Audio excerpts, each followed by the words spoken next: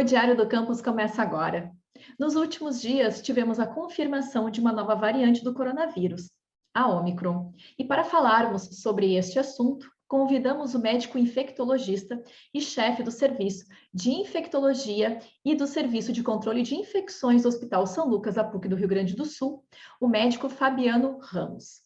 Ele também é pesquisador e investigador da vacina adsorvida Covid-19 inativada, produzida pela Sinovac e Instituto Butantan. Fiquem agora com a entrevista realizada pela minha colega Mariana. Olá, o Diário Entrevista começa agora. O nosso convidado de hoje é o médico infectologista Dr. Fabiano Ramos. Tudo bem, Fabiano? Tudo bom, Mariana? Obrigado pelo convite. A gente agradece a disponibilidade. Bom, primeiro eu queria te perguntar o que já se sabe sobre a nova variante Ômicron. Bom, essa é uma variante, então, que foi identificada na África do Sul, se eu não me engano, umas 2 semanas atrás. Fundamentalmente, é uma variação do vírus original, digamos assim, do vírus selvagem, com várias mudanças, várias mutações ao longo de todo o vírus, mas principalmente mutações na proteína S, que é a proteína que o vírus utiliza para se acoplar, né, para entrar nas células dos hospedeiros. Então, quando a gente fala que tem várias mutações, ele tem mais de 50 mutações, dessas, mais de 30 mutações, 32 mutações são especificamente na proteína S. E isso faz com que, obviamente, gere uma certa desconfiança, né, até que a gente tenha dados melhores sobre essa variante, mas, fundamentalmente, com todas essas mutações, ele pode se transmitir mais facilmente para as pessoas, né? Então, gerando inicialmente uma possibilidade de maior transmissibilidade, de maior transmissão. Se isso vai desencadear uma maior chance, um maior risco de doenças graves, ainda não sabemos. Aparentemente não. Normalmente, quando a gente detecta uma nova variante, é porque essa variante ela já está circulando há algum tempo. E a gente detecta ou porque tem um programa de avaliação continuado, que grande parte dos países não tem, né? Nós temos hoje, mesmo no Brasil, nós temos uma dificuldade muito grande de identificar, de fazer testes para identificação de variantes, tudo feito pelo sistema da Secretaria de Saúde no Brasil, e são feitas por amostragem. Então, não é uma identificação continuada ou com a maioria das amostras que são realizadas, né? Nem teria também por que fazer com a maioria, mas é um percentual ainda muito pequeno de amostras que são identificadas. Então, quando foi identificado lá na África, provavelmente esse vírus ele já vinha circulando, essa nova variante, né, ela já vinha circulando há algum tempo. Então, e isso não demonstrou um aumento de casos graves na África do Sul. Né? Então, é muito possível que, apesar dessa maior possibilidade de se transmitir, a gente não tenha um maior risco de doença grave, como foi com variantes anteriores. Quais são os principais sintomas? Os sintomas são os mesmos, né?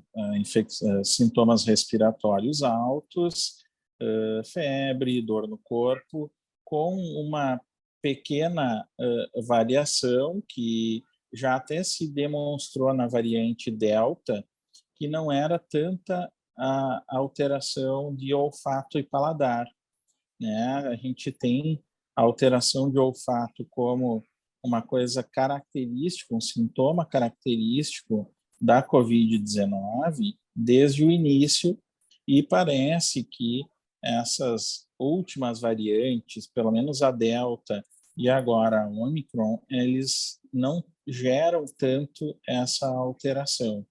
E já se sabe se as vacinas serão eficazes contra ela? Não, ainda não sabemos. Existem vários testes em andamento já. Existe uma... Sempre quando a gente fala em as vacinas funcionarem, terem ação, a gente tem que pensar em dois cenários. Um é o cenário do laboratório, in vitro, onde a gente tem um cenário que é muito possível que a Omicron ela não vai ter uma ação tão grande de grande parte das vacinas, principalmente as vacinas que têm uma ação específica para a proteína S. Então, são elas a vacina da Janssen, da AstraZeneca e a vacina da Pfizer, pensando nas que a gente tem aqui no Brasil. Por quê? Porque essas vacinas, elas induzem uma proteção específica contra a proteína S, uma indução de anticorpos direcionados à proteína S. Então, quando a gente avalia isso no laboratório, essa avaliação ela é muito direcionada com anticorpos diretos para a proteína S. Então, como é uma variante que tem muitas modificações nessa proteína S, é muito possível que os resultados laboratoriais eles possam mostrar uma redução de efetividade das vacinas que estão sendo utilizadas no Brasil. Em relação à Coronavac, isso pode ser um pouco diferente, porque como é o vírus inativado inteiro, essas mutações, é claro que pode ter impacto, mas talvez esse impacto possa ser um pouco menor. Isso é na teoria. Na prática, o que acontece? Como as vacinas induzem uma resposta imunológica mais complexa nas pessoas, é muito provável que as vacinas continuem funcionando, porque a gente vai ter não só a produção de anticorpos, mas de outras células de defesa e células de memória que vão ter alguma ação ou vão ter uma ação completa contra essa nova variante. Então, na prática, é muito possível que a gente tenha resultados piores, entre aspas, no laboratório, mas que, na prática mesmo, as vacinas continuem funcionando contra essa nova variante. E é o que a gente espera também, né? Com certeza.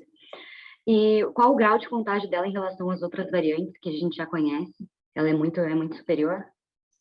Os dados são pequenos, assim, a gente tinha na Delta uma infectividade que a gente contava de 0,8, né? Então, ou seja, uma pessoa tinha uma chance de transmitir para quase uma outra pessoa, né?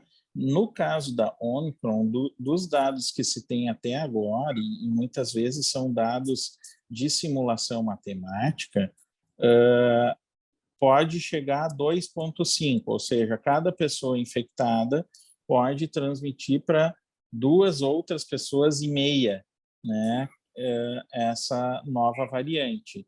Claro que isso é uma conta matemática e isso tem vários fatores que não são muitas vezes contabilizados ou são difíceis de contabilizar, que é a cultura do país, né, ou da localidade que o vírus está circulando, que é a utilização ou não de máscara, se é mais frio nesse momento ou mais calor, onde as pessoas ficam com o ambiente mais aberto ou mais fechado, se as pessoas têm uma convivência maior em locais abertos. Então, tudo isso conta e que é muito difícil de avaliar, né? O Brasil, nesse momento, que vai passar pelo verão, o nosso risco de transmissibilidade ele é menor do que no inverno. Isso a gente já conhece desde as infecções pelo vírus influenza. Então, é muito provável que esse momento até vai nos favorecer. E quais as medidas que o governo deveria adotar para evitar a disseminação desse vírus? A grande medida que, em qualquer momento da pandemia, a gente deve ter é o diagnóstico precoce das infecções. Então, disponibilizar testes e, além desses testes para a COVID, disponibilizar identificação dessas variantes é o que é o fundamental. Todas as outras medidas de fechamento, de entrada de pessoas vindas de países da África, testes pré-viagem, tudo isso vai depender muito do momento que a gente estiver vivendo. Atualmente ontem, na verdade, foi encaminhado uma norma técnica da Secretaria de Saúde, do Ministério da Saúde, onde os testes que forem realizados de viajantes vindos de países, especialmente da África, eles vão ser encaminhados para a identificação da nova variante. Então, isso é o tipo de medida que deve ser feita. Então, disponibilizar testes, não só para quem vem de fora, mas para quem tem sintomas respiratórios, para que a gente consiga diagnosticar o mais precoce possível e a gente poder isolar essas pessoas de quem vai ter, especialmente, mais fator de risco para uma doença grave. Então tá, doutor. Queria agradecer pela entrevista. E quer deixar algum recado? Acho que o mais importante, né, das pessoas é entender que ainda a gente está vivendo uma pandemia. As pessoas que têm algum tipo de sintoma devem ser testadas, buscar o teste, para que as medidas mais adequadas elas possam ser feitas o mais rápido possível. E lembrar que a utilização de máscara ainda é a melhor maneira de evitar o contágio e a gente procurar, na medida do possível, preservar as pessoas que são mais idosas, que têm algum fator de risco para uma doença mais grave. Então tá, muito obrigada pela entrevista. O Diário Entrevista fica por aqui e agora a gente segue para o quadro Fica a Dica com a nossa colega Renata.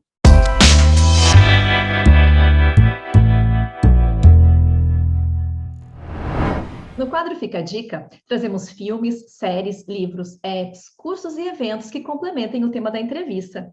E nessa semana, traremos os cuidados que deverão ser mantidos para evitar a contaminação pela nova variante. E os cuidados são: usar máscara, lavar bem as mãos, quando não puder lavar, higienizar com álcool em gel, evitar ambientes fechados, aglomerações, manter o distanciamento físico, ventilar ambientes internos e o principal, não esqueça de fazer a dose de reforço da vacina.